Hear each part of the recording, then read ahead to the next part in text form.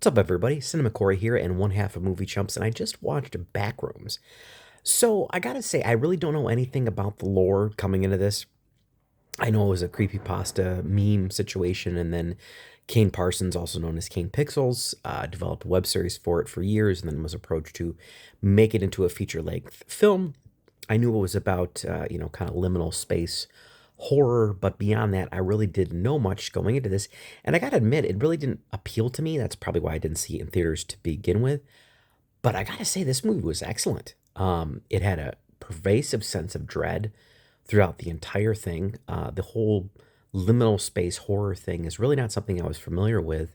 The idea of going into these spaces where it kind of understands your memories but makes a copy of a copy. And I think they made a sentence about it's like describing a dog to somebody who's never seen a dog before and then having them draw that dog. It was very much like that, but there was this pervasive sense of dread throughout the entire movie.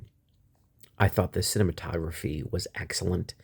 The performances in this are amazing. Like Chiwetel Ejiofor, hope I'm saying the name right. I always wonder if I am, and Renata Reinsve,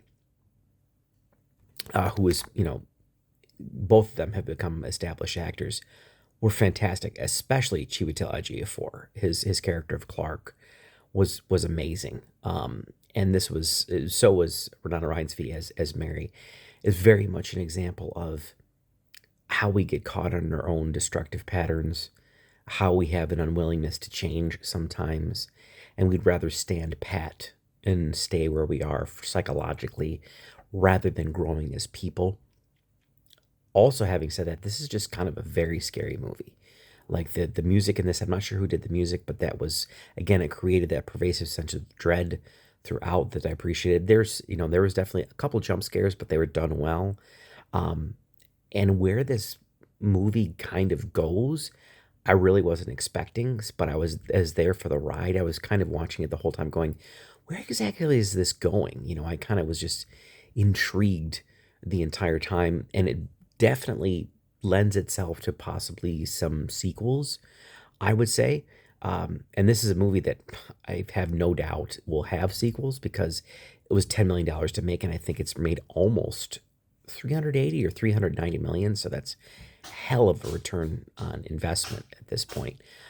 What really just surprised me, and just kind of speaks to this up and coming film generation, along with Curry Barker, Kane Parsons, also known as Kane Pixels, cut his teeth on YouTube videos, and did it for years before he got approached for this. And I gotta say, for somebody who can't even buy a drink yet in the United States, he has a pretty deft hand.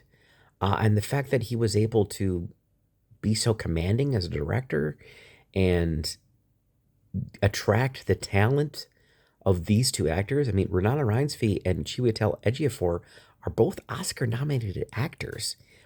And for them to agree to, like, hey, we're going to be in the first feature film of a 20-year-old dude who can't even buy a drink yet, that always shows a lot of faith. And I got to say, Kane Parsons knows exactly what the hell he's doing. I was significantly impressed, and I am very anxious to see what he does next, whether that's in the horror world or if it's something outside of that.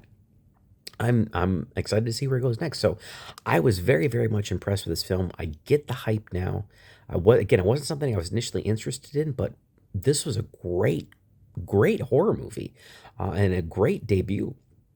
I think I like Obsession more, but I dug this one quite a bit. I probably give it a solid 8 on 10. Highly recommend it. If you haven't checked it out yet, advise that you do so. It's a very, very good film. And again, we are living large this year with horror, and there's even some more great stuff to come.